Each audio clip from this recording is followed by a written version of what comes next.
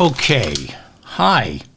We're doing this. I think we're doing this. Yes, we are. We have a poll in our live studio audience. Thank you for joining us. If you're just joining us and you're in our chat room, here's the question that I'm asking everybody, and I'll have the results at the end of the program. Who do you think will no longer be left standing after New Hampshire? Will it be Haley? Will she no longer be left standing? DeSantis? That's the second choice. Haley and DeSantis, that's the third choice. New Hampshire, that's the fourth choice. If you're watching us live right now in the chat room, please answer that poll, and we'll have the results at the end. Who do you think will no longer be left standing after New Hampshire? Haley, DeSantis, Haley and DeSantis, New Hampshire. Well, a year from today, Joe Biden will be sworn in for his second term and will have defeated these fascists and go down in history as one of the most consequential presidents since Lyndon Johnson. I know that half this country can't come up with $500 for an emergency, that the situation in Gaza and Ukraine is beyond a human rights catastrophe. But in the grand sweep of history, and by grand sweep of history, I mean if you have a roof over your head this morning, food, and a job, in the grand sweep of history, Joe Biden has the potential to be up there with Abraham Lincoln. I mean that. We are on the eve of the New Hampshire primaries. I don't subscribe to the great man theory, but I do subscribe to the little man theory. No fascism in Italy without Mussolini. No Nazis in Germany without Hitler. And no fascism in America without Trump. There will always be little men and their contagion of fascism in America. But nobody ever had the inner strength, the know-all, yes, the wisdom to bring it as far as Donald Trump has. Donald Trump is a giant among little men. He possesses the perfect combination of willpower and marketing genius. We defeat him in November. He disappears. He probably goes to prison. We re-elect him. We have a long fight on our hands. All these candidates for the Republican nomination are or were detestable. Haley, DeSantis, and Ramaswamy, all of them are just as bad as Trump. Now, I suspect Nikki Haley has some shred of human decency, but not much. DeSantis, one could argue, has governed Florida as indecently as Donald Trump governed during his 4 years in office, if not more so. DeSantis' anti-trans laws, the book banning, his anti-vax campaign, arresting black people for voting. You give the reins of power to DeSantis or Ramaswamy, they're just as bad as Trump. Maybe worse because they know what to do with that power. But they're thankfully unelectable. Everybody hates them. Unfortunately, they don't hate Trump. A large swath of America loves Trump. Now, I don't love Trump. I hate him. But I am in awe of Donald Trump. He is like the World Trade Center towers coming down. I've never seen anything like this. It's beyond imagination. And if Trump somehow makes it back into the Oval Office, it will be horrible. He will be picking our judges, and we will see Americans disappear, especially the ones who lack the right papers and speak Spanish. Now, I comfort myself by thinking Donald Trump surrounds himself only with mental defectives who all end up self-destructing. But I didn't see that in Iowa. He won big because he was organized. There are dark forces behind Donald Trump. There have always been. Now, I didn't want Biden. I wanted Bernie Sanders. I want a lot of things. Medicare for all, a hybrid economic system where the government owns half the economy and corporations and private business own the other half, and they're forced to compete. Corporations, businesses are forced to compete with the government instead of telling the government what to do. Unfortunately, once again, that's not on the menu this year. It should be. And because it wasn't on the menu in 2020, at least after Biden sealed the Democratic nomination, we're once again engaged in a battle for the soul of our nation instead of taking care of our most vulnerable and making sure nobody else falls through the cracks. This is what happens when a country, when a government ignores half the population that can't come up with $500 for an emergency. Incrementalism doesn't cut it. Desperate Americans want something, anything other than the status quo. And con artists like Trump can and do convince millions he has the answer. Damn it, that sound again.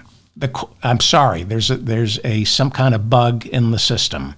We'll see how bad it gets, but I'll acknowledge it this time. I'll do it subtly. When you hear that beep, I will scream the F word at the top of my lungs. Con artists like Donald Trump can convince millions he has the answer. The question rolling into November is, how many of us will be stupid enough to believe him, and how many of us will be willing to do the heavy lifting necessary to defeat him? Defeat him not by wasting time arguing with your crazy neighbor, but by getting out there and making the case for Democratic candidates. Not just Joe Biden, but every Democrat running for every office in America, from senator all the way down to judge, including Josh Gottheimer, my sister's odious congressman. Vote against Josh Gottheimer in the primaries, but if he gets the nomination, vote for him in the general. You don't have to like Joe Biden. Vote for Joe Biden anyway. And that should be his slogan. Vote for Joe Biden anyway. We have to elect Democrats. The more Democrats we elect, the more power the left has to move Democratic office holders to our side. When there aren't enough Democrats holding office, it gives our party's leadership permission to stay in the center. But when we hold strong majorities, then you and I can demand bold action. This is the mop-up for January 21st, 2024. This is an audio podcast, and you will hear a beeping sound. I don't know what's going on, but listen to this as a podcast on your next drive, your next walk, your next whatever, and leave a comment. I read all your comments. Do me a favor by liking this episode so I remain in your feed. And of course, share this with your friends. That's the best way to help me, is to like and share this. The only reason you're hearing me right now is because somebody shared this episode with these annoying beeps, although I haven't heard one yet. But you'll see me grimace when I hear the beeps. I have a couple of corrections. I read all your corrections, your comments, your connections, and I will try to get to your corrections at the end of the episode after I give the results of our poll.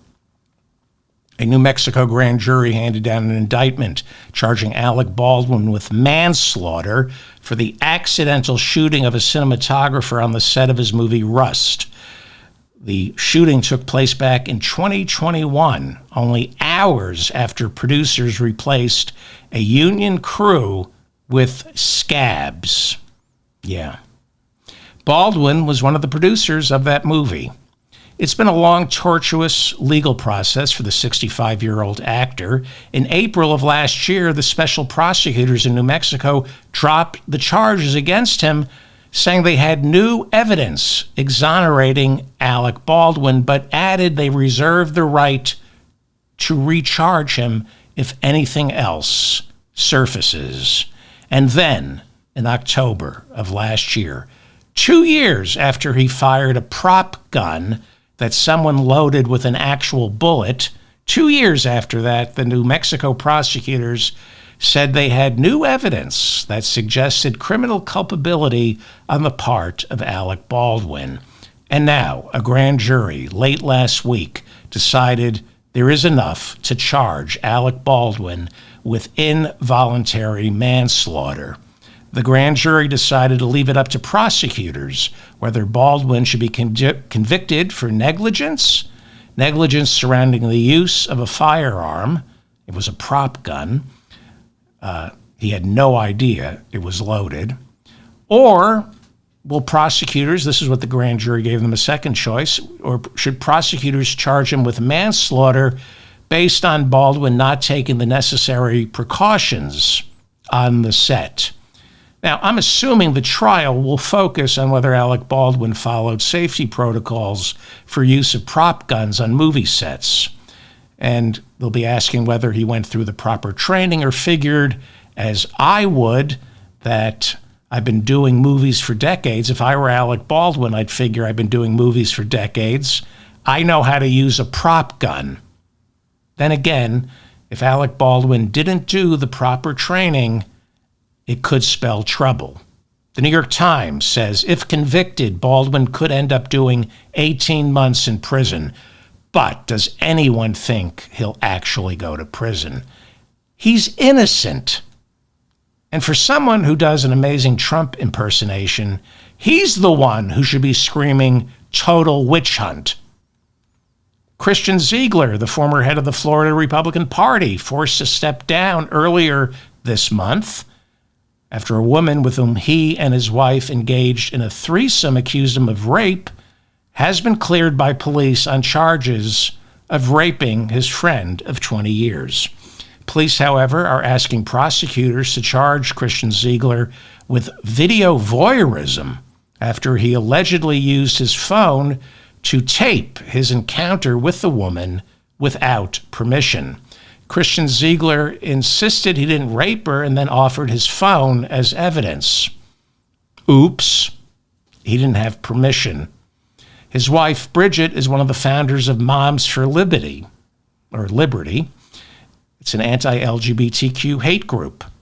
When news broke that Bridget Ziegler was engaging in a bisexual threesome with a woman, she was then forced to resign and had her name scrubbed from this hate group's website. By the way, the Southern Poverty Law Center lists Moms for Liberty as a hate group, and they were around the corner last week trying to get some Manhattan Moms for Liberty to be as stupid as they are. A spokesperson for Kanye West confirmed that the rap artist did in fact shell out $850,000 to replace all his teeth with titanium. See? And everybody said he was suffering from some sort of mental illness. I'm glad to see he's okay and making sound decisions. Titanium actually isn't expensive. Most of that $850,000 was spent on getting Kanye to shut his mouth long enough for dentists to operate. Okay, Ye, now open your mouth, but don't say anything. You might remember that Kanye is a good friend of Donald Trump's and voted for him twice. Kanye visited Mar-a-Lago for a meal with Trump and brought along neo-Nazi internet personality Nick Fuentes. Trump later said he had no idea who Nick Fuente is, the same way Trump said he had no idea who KKK leader David Duke was after David Duke endorsed him for president. I love how Donald Trump thinks he has to play stupid. Donald, you don't need to pretend to be stupid. Just be yourself. Last week, Nick Fuentes told his audience, I am a soldier for Donald Trump. I serve at the personal pleasure of Donald Trump, my supreme leader. I am part of the paramilitary wing of the Trump movement. I am part of the Revolutionary Guard. I do not answer to the Pentagon. I do not answer to the civilian government. If Donald Trump ordered me to do an extrajudicial killing, I would perform it. Someone should spend $850,000 to staple this guy's mouth shut. It's all a joke until it's not. If you've ever been part of a protected class where people were just joking, you know it's all a joke until it's not. If you're Black, Arab, Hispanic, part of the LGBTQ community, if you're Jewish, if you're disabled, it's all a joke until it's not.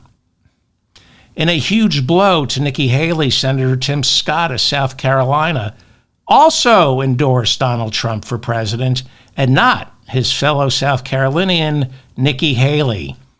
Yes, Tim Scott, a black man like Kanye, is voting for the same guy Nick Fuentes and David Duke are.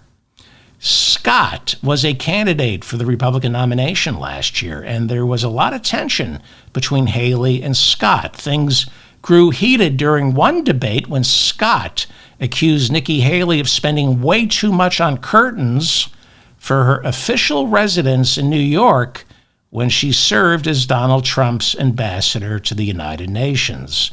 I bring that up in case anyone thought those debates lacked any substance. Here is Tim Scott in Concord, New Hampshire, late last week, endorsing Donald Trump. We need Donald Trump. We need a president today who will stop the crime and recklessness in the streets. Yes, and move it into the White House where it belongs. Please continue. Well, something went wrong. Something? Okay, we're having a bad day. We're having a bad day. Not as bad as the people who have real problems, but we're having a bad day. See, when you upgrade or update your system, they try to convince you to buy a new computer. How do we do this? Don't get angry. Here we go. There's no reason to panic. Are we doing this? Are you going to behave?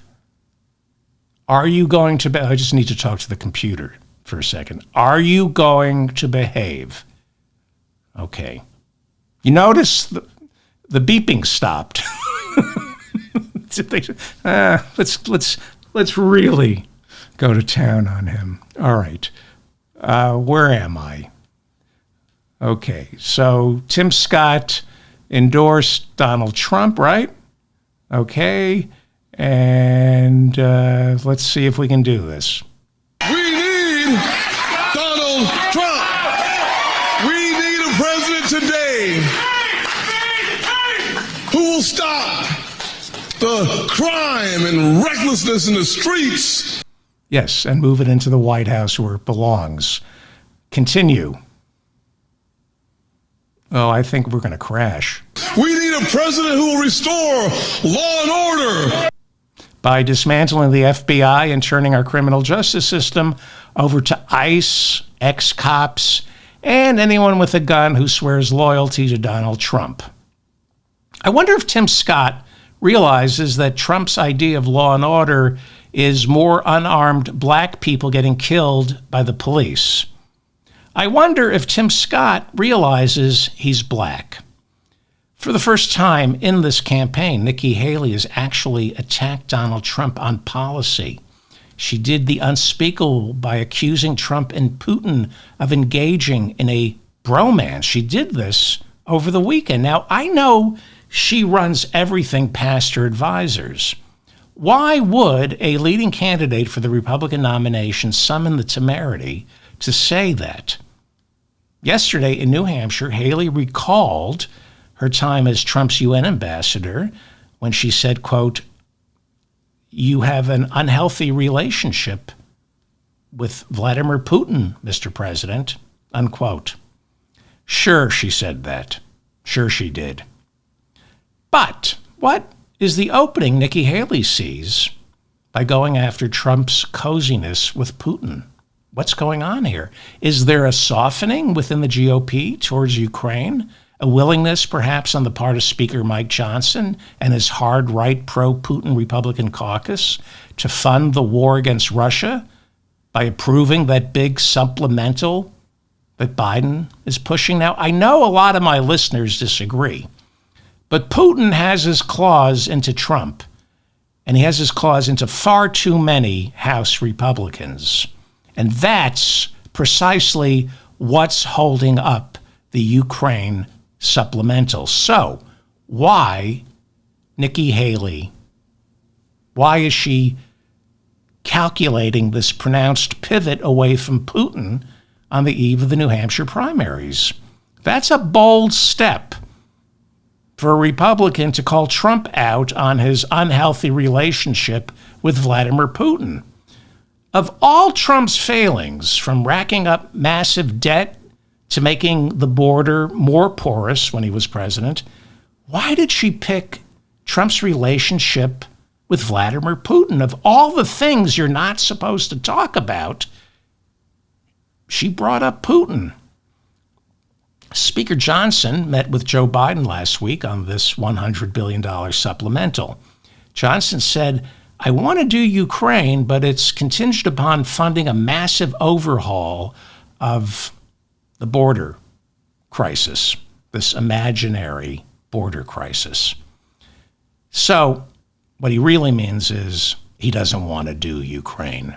He doesn't want to fund Ukraine because there's no way Trump is going to allow the Republican-controlled Congress to solve the border and take away his big cudgel going into the general election. And that's not a secret. He has instructed Johnson that under no circumstances is he to allow a border bill to get passed this year. Johnson has said that. And Texas Congressman Troy Nehls, another Trump supplicant, said 2 weeks ago he would oppose any border bill because it would be good for Biden. That's what he said. He said, "I will oppose any border bill because it would make Joe Biden look good and it would make Donald Trump look bad." Here is Congressman Chip Roy.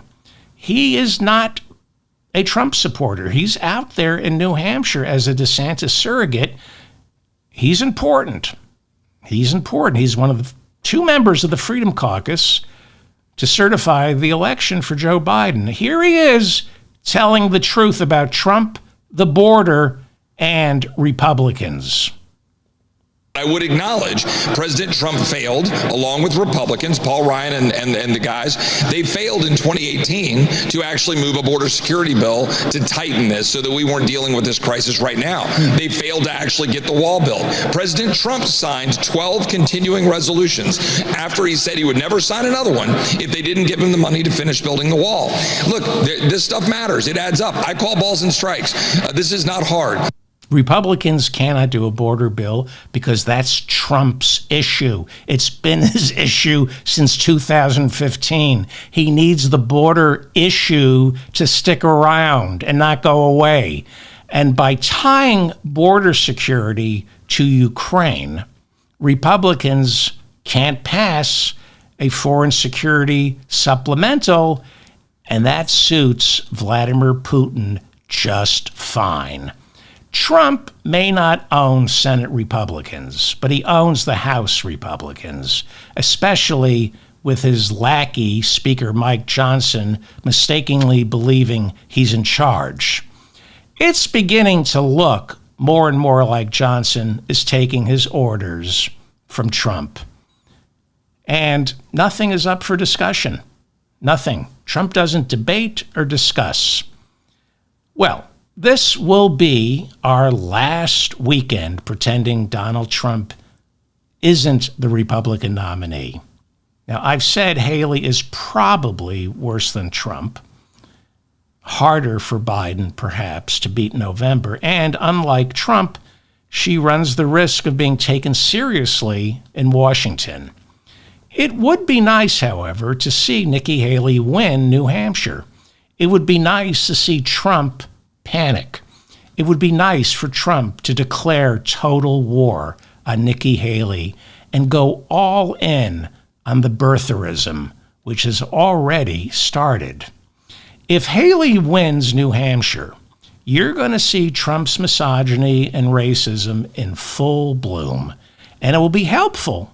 It will be helpful for Americans, especially Nikki Haley, who, like Ted Cruz, will eventually debase herself and endorse Trump. It will be informative for Americans and Republicans to be reminded of just exactly who Donald Trump is and how and why he wins, and how he's turned this party and its leaders into openly terrified authoritarian bigots.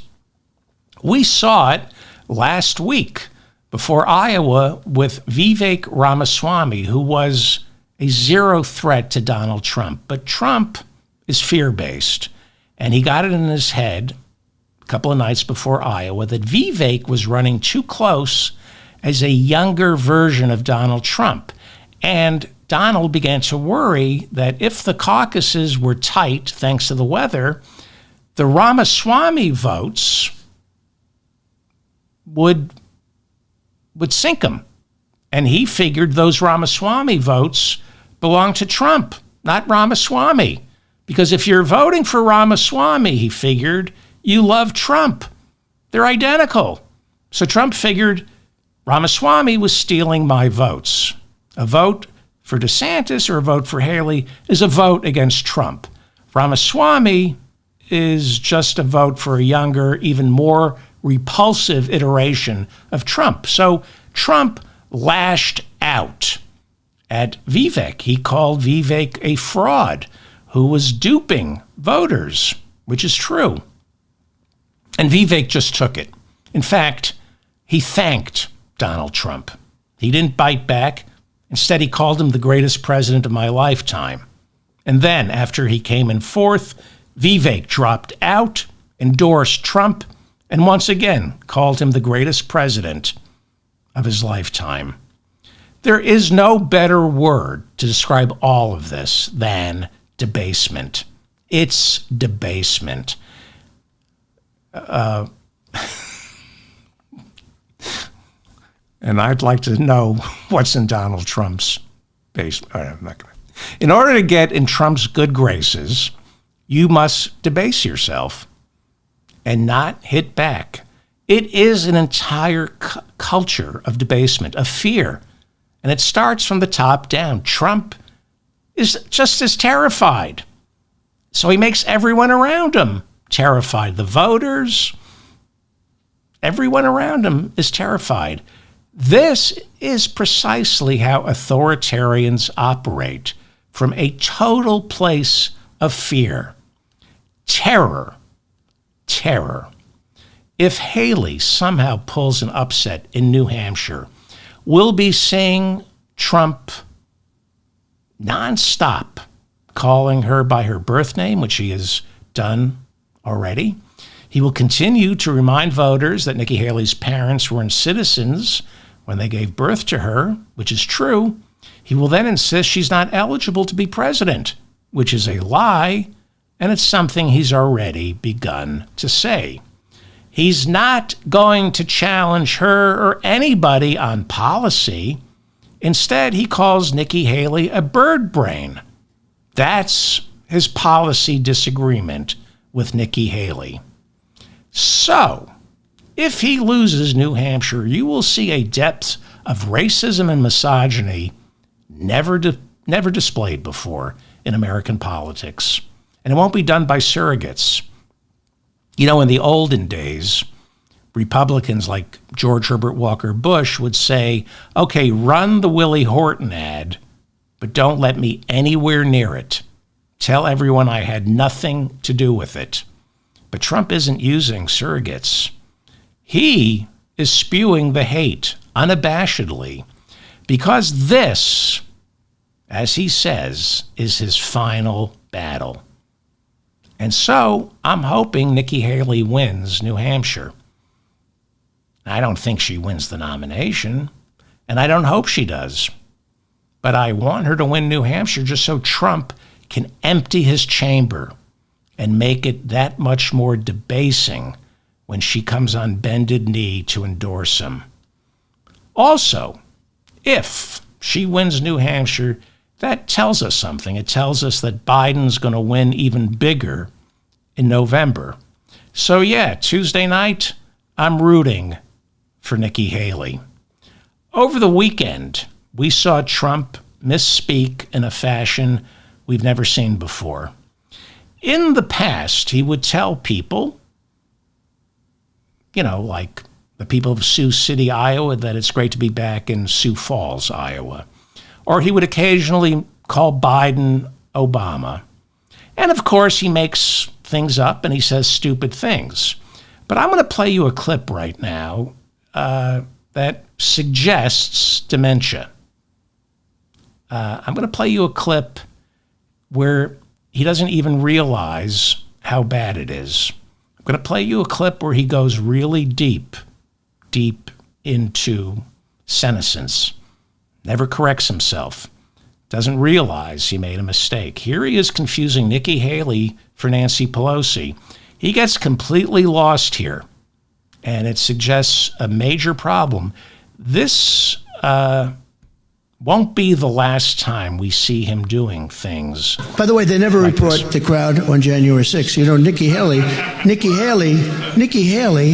did you know they destroyed all of the information, all of the evidence, everything, deleted and destroyed all of it, because of lots of things. Like Nikki Haley is in charge of security. We offered her 10,000 people. Okay, so what he never catches it. I mean, we all misspeak. I do it all the time on this show, but not for this long a stretch. Listen to this again. By the way, they never report the crowd on January 6th. You know, Nikki Haley, did you know they destroyed all of the information, all of the evidence, everything, deleted and destroyed all of it, because of lots of things. Like Nikki Haley is in charge of security. We offered her 10,000 people. Okay, pretty bad. Pretty great. Honestly, however, I don't think he's senile. I think he's got a lot on his mind, and it takes superhuman concentration to remain laser focused on staying out of prison while running for president. Then again, the two are inextricably linked. Here's the thing about memory. It's a confidence game. When you focus on your memory, when you doubt your memory, it begins to go. But if you're relaxed about it and say, hey, you know, people forget things, then it comes roaring back. So it will be interesting to see what happens with Trump, if he can shake this off or obsess about it. He is obsessive. If he obsesses on his memory, that will make it way worse, and we'll be seeing a lot more of that. And it's going to become increasingly harder for him to go after Joe Biden for being old, and there's going to be a call for him to debate Joe Biden. It looked bad. And with the New Hampshire primaries hours away, Nikki Haley is making her last stand. She has to do it in New Hampshire, and Besides the Putin bromance, she's making this race about Trump's cognitive decline. She's saying he's not all there. Ashley Parker, writing in the Washington Post, says that Donald Trump is misrepresenting the Montreal Cognitive Assessment Test, which is used to determine advanced senility in seniors. Trump has been bragging about his cognitive skills while challenging Biden's. Trump insists that he's been given the Montreal test and was told nobody did a better job than he did. But the scientist who actually invented the Montreal test says Trump is describing it completely wrong. Trump describes the Montreal test as being asked to place animals in a certain order. But that test does not involve animals in a specific order. Perhaps he forgot. Haley is pouncing on this. She's telling New Hampshire voters, nothing personal, but America needs someone younger. Chris Sununu, the Republican governor of New Hampshire, who's endorsed Nikki Haley, is also making this race in New Hampshire about Trump's apparent cognitive decline. Ron DeSantis was the first of all the candidates to address Trump's senescence back in the fall when he said Trump, quote, lost the zip on his fastball. DeSantis repeated those claims word for word in New Hampshire earlier in the week. DeSantis told a small crowd in Londonderry, New Hampshire. This is what DeSantis told the people of Londonderry, New Hampshire, quote, what Donald Trump does now is he's wedded to the teleprompter. Well, I guess he's going to be divorcing the teleprompter as well. DeSantis said he can't get off the teleprompter. DeSantis said this is a different Donald Trump than in 2015 and 2016. Well, it is a different Donald Trump, but it's a much sharper Donald Trump. Donald Trump knows what he's talking about. Being president, unfortunately, will do that to a person. Donald Trump knows the issues. He didn't the first time. It was all bluster in 2015 and 2016. He kind of knows, he's still an idiot. He's still dangerous. But it's amazing what he's able to keep inside that thing he calls a brain. And his moderate stance on abortion in Iowa, despite everything I had warned about, turned out to be pitch perfect for him. He played it perfectly. And that's what makes him so dangerous. Last Monday in Iowa, Donald Trump changed the conversation in this country about abortion. He's given Republicans a way out. They can shake themselves free of abortion thanks to his landslide in Iowa. He can say, and the Republicans can say, look, we overturned Roe. We got you those 3 judges. That's all we can do for you. Now it's up to the states. We're the states' rights party. That's where he seems to be on abortion. Unfortunately, that's going to be a winning message for Republicans and him going into November, especially with so many abortion measures on state ballots. Biden and the Democrats want this election to be about abortion. Trump, he changed that in Iowa.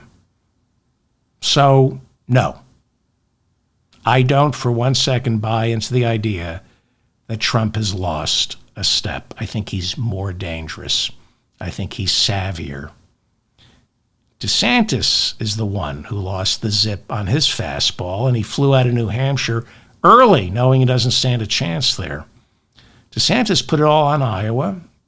That was a failure. He's basically looking for a graceful landing, which could come as early as next week. And I suspect Haley will be out next week, too. We have a poll.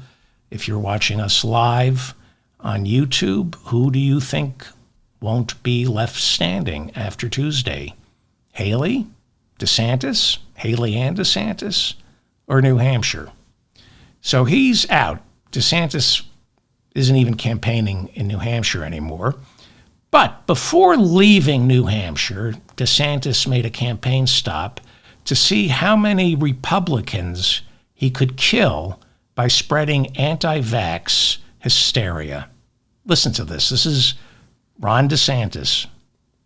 Lied to us about the COVID shots. Remember, they said if you take a COVID shot, you will not get COVID? How true was that? Not at all. Now, every booster you take, you're more likely to get COVID as a result of it.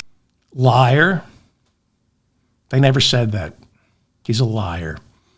They said the vaccine would make it harder for you to get COVID, but you could get it with the vaccine. And this is what's really important. This is what they said. If you get the vaccine, then COVID won't be a death sentence. That's why the World Health Organization just said that while COVID is still spreading, it is no longer the global health emergency it once was. And it's no longer the global health emergency it once was because of herd immunity, which Ron DeSantis keeps promoting. It's no longer a global health emergency because hundreds of millions of COVID shots have been distributed by Joe Biden. These are the facts. In the red districts, in the parts of America where people vote for Republicans like Ron DeSantis and listen to crackpots like Ron DeSantis, catching COVID is more fatal by a much larger margin than it is in the heavily vaccinated blue districts of America. So nobody lied, Ron DeSantis, except you, and you're still lying. When you get vaccinated, you help prevent the spread. There's no guarantee you won't get it, but you are less likely to get it. And if you do get it and you're vaccinated, it's a really, really, really bad flu as opposed to a month in the hospital or dying. For the life of me, I simply don't understand why people do this. I just don't. I understand Big Pharma is evil, that they charge too much and own our politicians. I just don't see the upside to encouraging your voters to die. Don't get me wrong, I'm not against his voters. No, I'm not going to say that. Look, get the vaccine. You want to worry about something? You want to worry about the fossil fuel industry killing us, not the vaccine. Well, the New Hampshire primaries are Tuesday. Then it's off to New Hampshire. No, I'm sorry. Then it's off to Nevada, where Republicans caucus on February 8th, and the South Carolina primary is February 24th. Do you think anybody other than Trump will be left standing by the time Nevada rolls around? We've got a poll going on. DeSantis says he's making his last stand in South Carolina. He's there this morning as his campaign free falls into complete disarray. He's all out of cash. He's firing staffers, and everybody hates him, and they hate each other. It's a metaphor for the Republican Party, his campaign. Like I said, this most definitely will be our last weekend when we pretend not to know who the Republican nominee will be. But after New Hampshire, short of Nikki Haley pulling off an upset, we then turn to who Trump's running mate will be. More on that in a second. The latest Real Clear New Hampshire polling averages show Donald Trump leading Haley by 15.7 percentage points. He beat DeSantis in Iowa by 30 points, and DeSantis came in second, a very distant second. The real averages show DeSantis losing to Trump in New Hampshire by 40 points. Nikki Haley, however, is Sonny Liston in Lewiston, Maine. The sports writers are hoping she stays on her feet past the first round so they can see a fight. But Trump, unfortunately, like Ali, is just too strong. The most surprising factor to me in all of this is the enthusiasm gap. I always expected Trump fatigue to take hold within the Republican Party. But we're seeing an enthusiasm for him now that boggles the mind. He's stronger today with the college educated, with blacks and Hispanics, than he was back in 2015 when he first came down that escalator. And now, because of Joe Biden's embrace of Benjamin Netanyahu, we may actually start to see polling where Trump is running stronger with Arab Americans. Remember the Muslim ban? Again, Biden still outperforms Trump in all those groups, but not the way he used to. The next conversation after Trump seals it, probably on Tuesday, will be his running mate. The horrendous Elise Stefanik is running for vice president.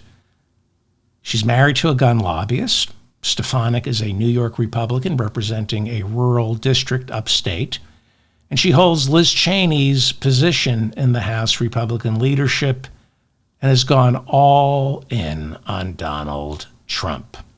You might remember she grilled the three elite college presidents for their failure to tackle anti-Semitism on campus. The University of Pennsylvania president was forced to step down when she couldn't bring herself to say calling for the genocide of Jews violated her school's speech codes. Dr. Gay, Harvard's president, comported herself much better, but the right-wing attack machine discovered she had plagiarized certain parts of her doctoral dissertation, which led to her dismissal. Stefanik, a Harvard graduate, is also guilty of plagiarism, but she, along with Marjorie Taylor Greene and Carrie Lake, the Arizona election denier who's now running for Senate, all three of these women are vying to be Trump's number two. In my estimation, ladies, you're all number two. But to get the red rose requires extreme displays of debasement and loyalty. For example, here is Elise Stefanik debasing herself, throwing all women under the bus when, at a Trump rally in Concord, New Hampshire, she is grilled by NBC's Vaughn Hilliard on whether she believes the jury that found Trump guilty of raping E. Jean Carroll, whether she believes that jury, which found Trump guilty of raping E. Jean Carroll, or does she believe the rapist, Donald Trump? This is her answer. Top of the How ticket. do you grapple with standing by his side while the jury is debating how much to award E. Jean Carroll for being sexually abused by Donald Trump? These are witch hunts against President Trump, whether it's the You don't believe bogus Jean Carroll? whether it's the bogus case from Tish James, who You is a believe Jean radical Carroll? prosecutor. They are all witch hunts against President Trump. No, of Jury course not. found that- They're all jury witch found that Donald Trump They sexually are abused all her. witch hunts against President Trump, and the reason why is because he is polling ahead of Joe Biden, and Joe Biden is the weakest candidate we've ever seen. No, I disagree. No, I don't believe that, and I support President Trump. And you know what? The media is so biased. This is just another example of the media being Why out not of touch. believe E. Jean Carroll? It's not This me. is It's not the another media. example. It's a jury that found Next question. that he sexually abused E. Jean Carroll. Again, the media is so out of touch with the American people. Like 2016, you are going to see the American people speak out loudly and clearly with their vote. We are so tired of the biased media shilling for Joe Biden every single day. And the reality is President Trump is going to win. He's going to restore rule of law, and he's going to restore respect for the Constitution in this country. Seen as more moderate.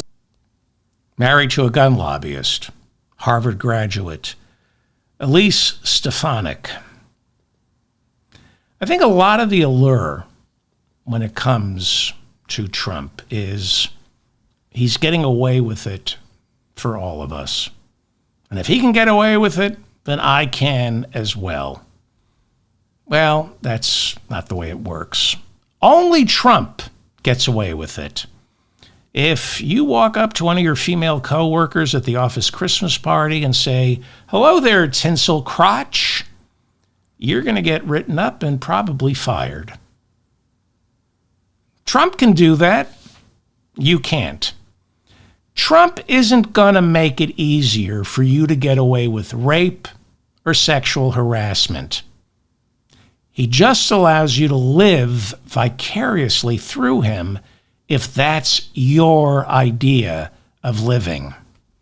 Elise Stefanik is a disgrace, crawling through broken glass and defiling herself in the hope of becoming Trump's vice president. She's no different than Senator Tim Scott. Does Elise Stefanik not realize she's a woman? Or maybe she married a gun lobbyist because she's dead inside. The E. Jean Carroll defamation lawsuit wraps up next week. Last week, E. Jean Carroll testified for 2 days. Trump was in the courtroom being disruptive and almost got thrown out. He's still insisting the judge declare a mistrial. That's not going to happen because he's already been found guilty of rape. The whole purpose of the trial is to figure out how much he owes her. Trump has already been found guilty of raping and defaming E. Jean Carroll. And after disrupting the trial last week, he defamed her once again during a press conference. In your life, have you ever seen this kind of behavior? This is a person I have no idea until this happened, obviously. I have no idea who she was, and nor could I care less. It's a rigged deal. It's a made-up, fabricated story. Okay, that's defamation. This is what he said right after he lost the first defamation case. He went on CNN's, he did a town hall immediately after and said basically this, and now they're suing him again. The jury ruled that he did, in fact, rape her in common law parlance. And by calling it fabricated and made up, calling her a liar is defamation.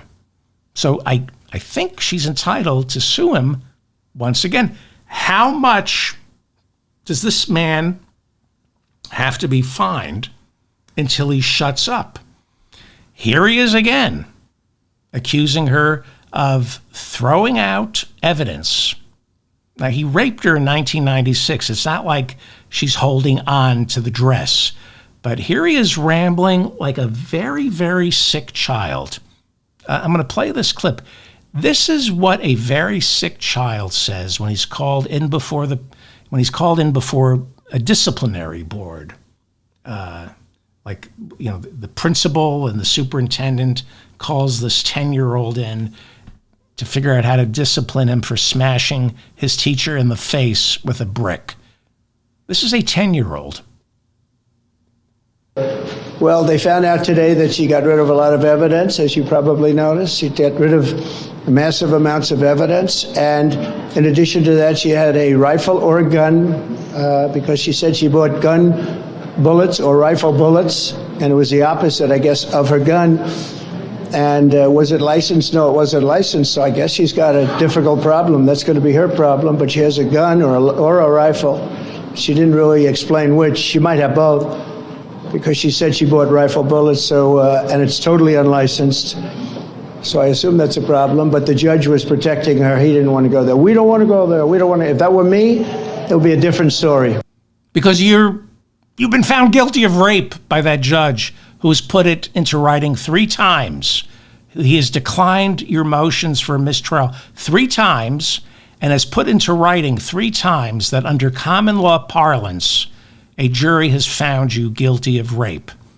I'm going to play that again just because it is a 10-year-old child who needs to be sent to reform school or just needs to be medicated or taken away from his. I mean, this is a really problematic child.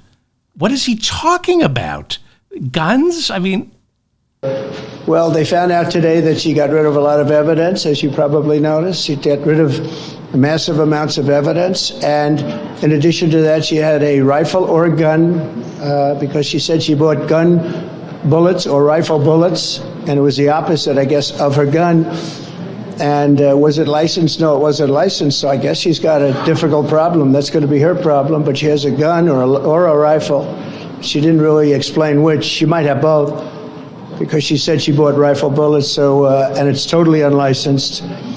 So I assume that's a problem, but the judge was protecting her. He didn't want to go there. We don't want to go there. We don't want to. If that were me, it would be a different story. she has a gun, she has bullets, she has a rifle. I thought you're against gun control. I thought you're a Republican. But you know who loves Donald Trump? Just absolutely adores Donald. His wife, Melania, loves him.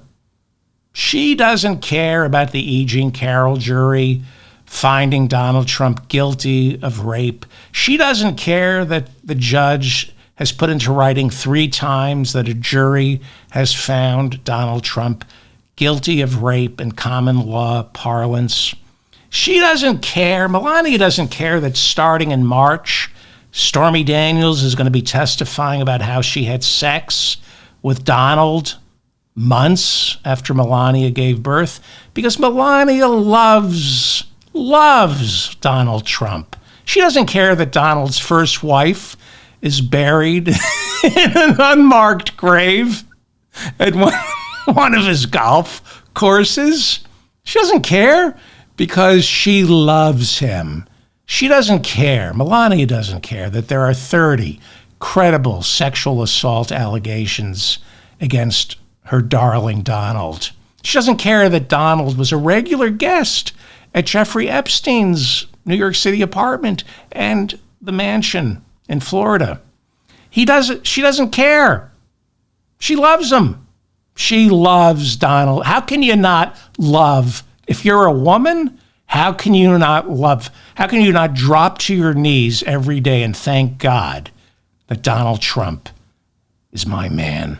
She doesn't care that countless cabinet members recall Donald Trump talking lasciviously and longingly about his own daughter, Ivanka. No, Melania loves this man. And last week, Melania had to bury her mother. And Trump attended the funeral. And this was the photo op arranged by the campaign for right after the funeral service. And watch how Melania walks ahead of Donald and gets into the car, slams the door shut, and then he walks away and gets into his own car. They're so in love, they don't need any PDA. You know, that's for people who are faking it. They're so in love, they don't need hugs or kisses. No I love yous, because when you're this much in love, that would be gilding the lily. Look at this. Right after the funeral. He's just standing there, walks away, right? Just, that's it. No hugs, no I'll see you laters, because she's living in Trump Tower and he's living in Bedminster and Mar-a-Lago. That was it. Not a handshake, not a peck on the cheek, not a wave goodbye. Well, Trump says he's already picked his running mate, but it's too early for an announcement. Plus, they're measuring neck sizes for the next insurrection so they know how big a noose to order for his running mate. The smartest move would be picking Chris Christie, right? Just pick Chris Christie. I think that would be the smartest move. But it's automatically assumed that Donald Trump is going to pick a female running mate. Then again, Chris Christie does sport a pretty impressive décolletage. He has nice bosoms, Chris Christie. Nice bosoms. One of my favorite words, bosoms. Whoever invented the word bosoms was a misogynist. I'd like to know who came up with the word bosoms, and I'd like to see his arrest record. The Washington Post has an interesting article about political polarization. We are polarized. I mean, this is New Hampshire, where Trump supporters are wearing shorts in below freezing weather. That's some serious climate change denial. When you're wearing shorts in below freezing weather. I got news for you, pal. Politics has been polarized, and so is your crotch. How can this guy not have frostbite on his yogurt slinger? His yogurt slinger. Who would wear shorts in below freezing weather for Donald Trump? So, political science, yogurt slinger. Did I say yogurt slinger? Yes, I did. So, political. Did I say? Did everybody hear me say yogurt slinger? Okay. So, political scientists are making this election in November now about a binary choice where Americans are part of two separate tribes. And they're explaining the vitriol away by saying it's natural for one tribe to hate the people from another tribe. But this isn't tribalism. It's fascism. Trump supporters aren't a tribe. They don't believe in democracy. They want to unleash ICE and ex-cops on our most vulnerable. But this is how political scientists, this is how we clean up this Trump mess and try to explain it all away. They say, well, it's one side versus another. No, it's a sickness.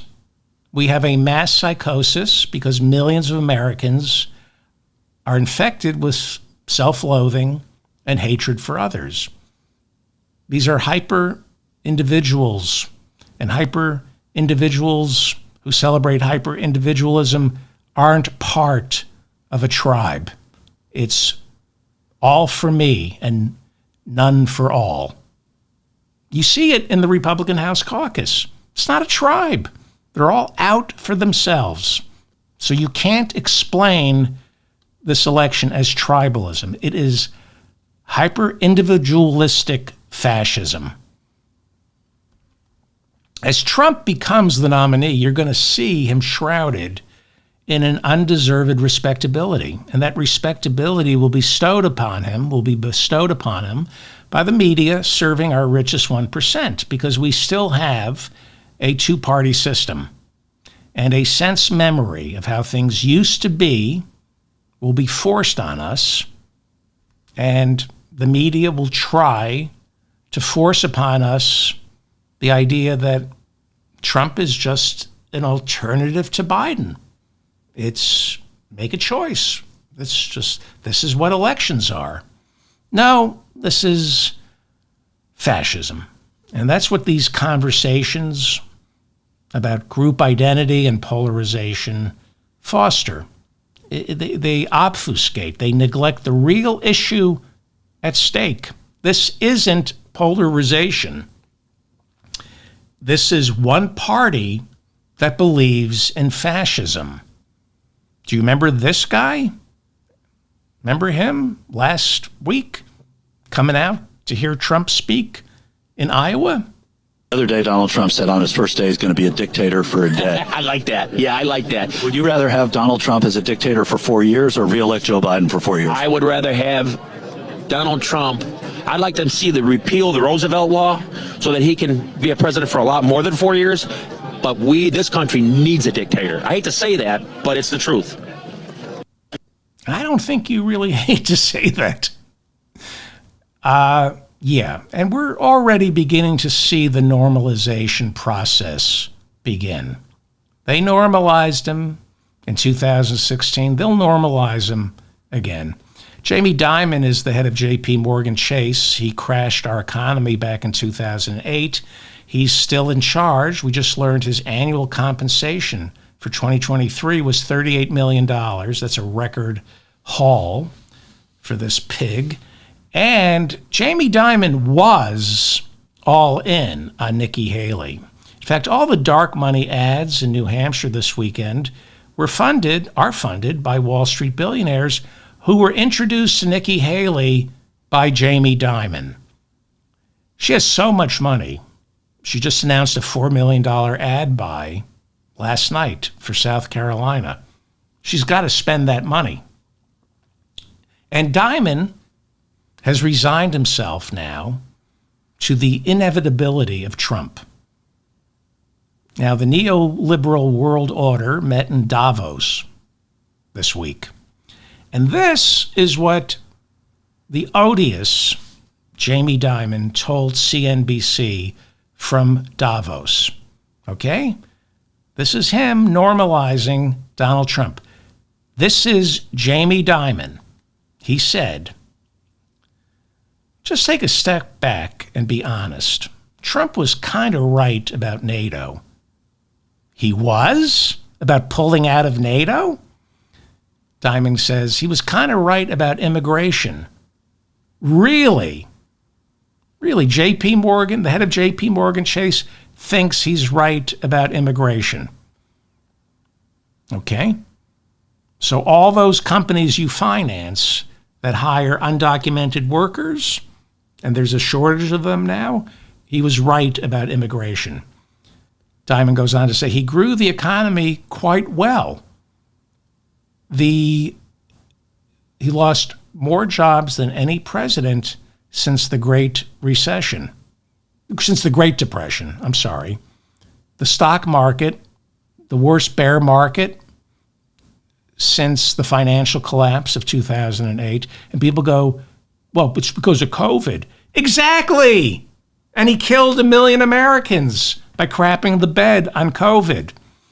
Dimon says, so he says he did well on trade. Really? Our trade imbalance grew by 40% under Donald Trump. Jamie Dimon says tax reform worked. Yeah, for the D-bags like you who make $38 million a year. Work for you. That was a tax cut for you that tacked on $8 trillion to our national debt. Our national debt is $33 trillion, and that tax reform, $8 trillion of that $33 trillion is Donald Trump's tax cuts for pigs, malicious pigs like Jamie Dimon, the chairman, the CEO of JP Morgan. He goes on to say, I don't like how he said things about Mexico, but he wasn't wrong about some of these critical issues. So it really does speak volumes to Republicans. It's just how you say things. Trump really is an extension of George W. Bush. He is a manifestation of Reaganomics and everything Ronald Reagan and Milton Friedman introduced. But he's disgusting. That's Jamie Dimon. Shouldn't he be in prison? Didn't we go over the stuff that he's done? I think he should be in prison. Meanwhile, Nikki Haley is positioning herself as the only alternative to Donald Trump, taking a page from his playbook by blowing off 2 debates with Ron DeSantis. You see, in Donald Trump's party, it's considered a sign of weakness to debate. Winners are never challenged. Real leaders never have to defend their policy, especially when you don't have any. As I've said before, Trump could say he favored amnesty for the migrants, Medicare for all, and taxing billionaires out of existence. This is a cult of personality, and his supporters would vote for him. whatever he stands for at this point, they'd go with. The one problem he would have is the amnesty for the migrants. I think that would be a problem because his supporters need somebody to hate. This is all about scapegoating somebody, hatred. Somebody has to be blamed for your financial precarity and for your self-loathing. You know, these people wake up every day and they just feel lousy. They just don't like themselves. They don't like who they're sharing their life with, if they're sharing their life with anybody. And they need somebody other than themselves to blame, and that's what Donald Trump offers them. So if it's not the migrants, and they're easy pickings, you got to find somebody else. It's tough. You know, you want to find the most vulnerable. Could be the LGBTQ community, Arab Americans, Jews, women. They're all reliable scapegoats. The one scapegoat he'll never go after, Jamie Dimon, the rich and powerful. And that recession Jamie Dimon was predicting never materialized. Wall Street has been telling us there's a recession coming our way. Hasn't materialized. Third quarter GDP growth for 2023 was nearly 5%, a spike not seen in decades. Bloomberg reports that the numbers on America's fourth quarter GDP are coming in, and not good news for Donald Trump. Bloomberg says most economists generally agree when the final numbers are in, fourth quarter growth will be in the neighborhood of 2%. Bloomberg also adds that inflation has been coming down for 11 straight months with an annualized rate of 3%. Bloomberg says the Federal Reserve is discussing lowering interest rates, which would fuel economic growth even more. The goal of the Federal Reserve is to get inflation down to 2%. And it is generally agreed that unemployment at 4% is the sweet spot. It is generally agreed, at least by the Federal Reserve, that anything below 4% is inflationary. What we have now with Bidenomics is historical unemployment. For nearly 2 years, unemployment has been below 4%, which is considered not just the sweet spot, but full employment. That's what the Federal Reserve, that's what economists say. Below 4% is full employment. We have continued economic growth under Joe Biden that is not inflationary. We're only 1% away from that sweet spot of 2%. Yes, half this country can't come up with $500 for an emergency. But in terms of the game, in terms of the yardsticks they use, in terms of the game played in Washington, D.C., Joe Biden's economic policy might be one of the most successful ever. Historic. In terms of the garbage they teach and preach in business school, in terms of the garbage that candidates from both parties run on, in terms of what Jamie Dimon spews at Davos, this is not about helping our nation's most vulnerable. We're talking about economics. This is about playing the game of politics and economics and maintaining the neoliberal world order that Jamie Dimon subscribes to. Biden is winning that game. The Democrats always do. The stock market always grows when Democrats are in control. The economy always grows when Democrats are in charge.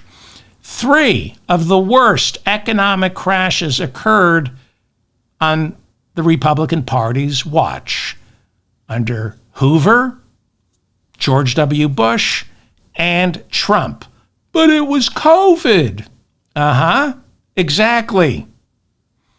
When you only cut taxes for the rich and deregulate Wall Street, everything crumbles.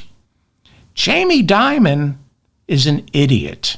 Just because they pay him, $36 million a year, and he runs J.P. Morgan Chase, that's further proof of how stupid he is. He's just a bully in a $15,000 suit.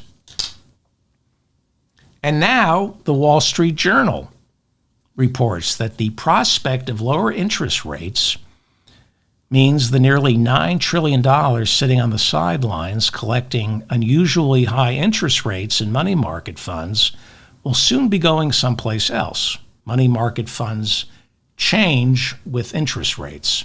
So people have been putting money in money markets to take advantage of the high interest rates. But now Americans are expected to start putting some of that money where? Into the stock market, which could send it up higher, but who knows? Or they could buy more real estate, but who knows? This whole thing is a house of cards. Always has been, and it could come crashing down tomorrow. The stock market is at a record high, and that benefits only 10% of Americans. 10% of Americans own 90% of the stock market. But when the market hits new highs, it makes those people feel rich on paper, and so they supposedly feel rich and spend some of that money and invest it in new businesses, supposedly. I don't believe that, but if you're playing the game, the political game that isn't about actually helping the least among us, this is the game of politics and economics, Biden is winning the game. He became president. Here's the rule book. Here's the rule book. This is what you have to do to win the game. In the rule book, it doesn't say take care of the least among us. He did, however, lift children out of poverty at a rate not seen since the Great Society. I'll get to that in a second. Again, the stock market is not an accurate measure of our economy, nor are any of our other yardsticks. But in terms of how we frame political debates, a rising stock market is good for whoever is in the White House. But not so, says Larry Kudlow, Trump's former White House economic advisor, who said on his Fox News show that the stock market is hitting record highs because of Trump. Because the market sees that Trump is coming back to the White House and they're placing bets on a second term. See, Larry Kudlow, I shouldn't bring this up, but he had a severe coke problem in the 80s. He was drinking. I shouldn't mention it, but Larry Kudlow, who Donald Trump brought into the White House as his economics advisor, snorted a lot of cocaine and has been open about it. And I think it may have done something to him. Kudlow could not give any credit to Biden for the stock market. He said instead, no, Biden doesn't want the stock market to go up. Larry Kudlow, who had a really bad coke problem and drinking problem. I hope he's okay now. Doesn't sound like it, though. I hope he's not snorting coke anymore or drinking. But he said, no, you can't give Biden any credit for a rising stock market because Joe Biden hates rich people. He said he wants rich people to fail. That's why he spends every Thanksgiving in David Rubenstein's house. David Rubenstein, the founder of the Carlyle Group, the largest war profiteer in the world. Yeah, he hates rich people. The Inflation Reduction Act, the bipartisan infrastructure, Google Larry Kudlow. Larry Kudlow, cocaine and alcohol, if you're worried. The Inflation Reduction Act, the bipartisan infrastructure bill, and the CHIPS Act are the reason corporate profits are going up, up, up. This is socialism for the rich. Now, Biden has put America back to work. He's creating more jobs than any president in American history. And when people have jobs, they buy things. 2/3 of our GDP is what Americans spend. 1/3 of our GDP is what government spends. Government spending, despite what the Republicans and Kyrsten Sinema and Joe Manchin will say, government spending keeps the economy chugging along. And more than anybody else, the beneficiaries of government spending are Jamie Dimon and Larry Kudlow. The beneficiaries of government spending are the 10% of Americans who own 90% of the stock market. So what the hell is Jamie Dimon thinking? And what the hell is Larry Kudlow smoking again? You don't get record highs in the stock market without government spending. And the way to keep the stock market going up, up, up is by regulating Wall Street and businesses. It was Bill Clinton, the Democrat, who deregulated banking, and 8 years later, we had the worst financial collapse since the Great Depression. That was the old Democratic Party, when Democrats thought they could only win by behaving like Republicans. That was the old Democratic Party that believed in deregulating the banks, business, Wall Street, so that there'll be a permanent cycle of boom and bust. That's what keeps the casino going. Boom and bust, boom and bust. That's what Clinton foisted upon us, and that's what Reagan foisted upon us. Just no regulation, and then that churns money for Wall Street. Boom and bust, boom and bust. But thanks to Bill Clinton, and partly because of Obama, it's why Republicans can now run as faux populists. It started with Clinton. He turned politics into a double helix. Politics, the political parties are a double helix. There's so much crossover now between the two parties that unless you're an actual student of these things, or if you listen to this show, or Sam Cedars' show, you can fall prey into believing Republicans are actually for the working class and Democrats are the elitists who serve only the highly educated and Wall Street. There is a problem with the Democratic Party. An almost sound argument could be made that the Democratic Party isn't about giving the middle class and the poor what the middle class and the poor say they need. It's more about hyper-educated rich people telling the middle class and the poor what they need. Those people who wear shorts in below freezing weather to see Donald Trump, they are barely hanging on to their status as white people, the dominant race. I know it's hard to believe, but there are some white people who are proud that that they're perceived. How sad is that?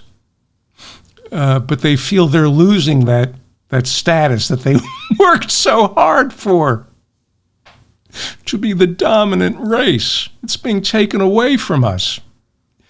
They're hanging on to that, and they're hanging on to their status as middle class. They're not willing to take their marching orders from well-oiled liberals who think they know best. Well, the people the ones who vote for Trump, they should be told what's best for them. They've proven themselves incapable. Anyway, President Joe Biden has forgiven more student loan debt this week. Now, in June of last year, the Supreme Court ruled against a massive loan forgiveness program Biden unveiled for people who owe student loans. So after the Supreme Court ruling, he went back to the drawing board trying to figure out new ways to short-circuit the Supreme Court ruling, and he has succeeded in forgiving more than $100 billion in student loans. And on Friday, Joe Biden announced he forgave nearly $5 billion more in student debt for nearly 74,000 Americans. I get comments, people email me, they tell me they feel this, that they have student debt, and they are feeling the relief that Joe Biden has given them. And I have some good news, some positive news, okay? And we'll end on that. It looks like we might be seeing a child tax credit expansion, an expansion that would be retroactive for 2023. Republicans and Democrats seem to have made a deal. They're going to give tax credit. Republicans wanted tax credits for corporations in exchange for expanding tax credits for the child tax credit. And if you file in April, if this goes through, you might be eligible to receive a massive child tax credit check in the mail. And that's good news. And if the Republicans sign on to this, if Mike Johnson gets this passed, I'm going to say a lot will be forgiven. You know, a lot of this stuff, the cultural stuff, makes it dangerous for people. Abortion.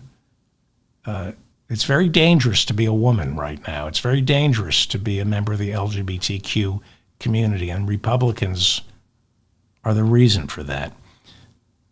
But this child tax credit expansion, if it goes through, I'll be willing to forgive. Well, I won't forgive. I'll probably hate these people even more, I think, because they knew it was right all along, and yet they let everybody suffer. I'm David Feldman, reminding you to stay strong and protect the weak. Thank you for putting up with my nonsense. We have a poll. Hi, everybody. I hope you're still here. How do I get into the show? I have to go to YouTube now. Hi. Sorry. This is... I know what to do while I'm trying to figure this out. Please subscribe to my newsletter. Please subscribe to this channel. Please hit the like button so I remain in your feed. Please, thank you to Bob in the... Hi, everybody. Okay, there we go. Okay. Did I say everything I was supposed to say? Please like this episode so I remain in your feed. Please share it. Please subscribe to my newsletter. Please, all that stuff. Okay, here's the question before I end the poll. We have 1,425 votes. And if you're watching us live, please go into the chat room and please vote. Who won't be left standing after New Hampshire? Haley, DeSantis, Haley and DeSantis, New Hampshire. And I will start with the bottom. So 11% say Haley is going to drop out. 46% say DeSantis is going to drop out after New Hampshire. 22% say Haley and DeSantis won't be left standing after New Hampshire. And 21% say New Hampshire won't be standing after New Hampshire. Yeah. So I think I agree with that. I think Ron DeSantis drops out after New Hampshire. Actually, I think Haley and DeSantis drop out after. That's what my gut, my heart, and my penis and my brain are telling me. My gut, my heart, my brain, and my penis are saying Haley and DeSantis will drop out Tuesday night. And I wish them ill. I don't like these people. I don't like them. I don't. We got, how many votes do we get? 1,459 votes. Let me end the vote so everybody can see the results. Thank you so much. Let me just, please seek help as soon as possible. An earthquake hits New Hampshire and the state falls into the ocean. What do the hanging chads say? I think they're more like hanging chuds in the Republican Party. Okay. I should just do a show where I talk to I've been told to do that, just answer the comments. Maybe I'll do that. Okay. What does your bosom tell you? Not to vote for Haley. Who would invent the word bosom? Such an ugly word. Such an ugly word, bosom. All right. Goodbye, my bosom buddies. I'll see you all. I'm actually going to try to do a show tomorrow. I'm going to try. But I may not have the energy. Thank you all for being here.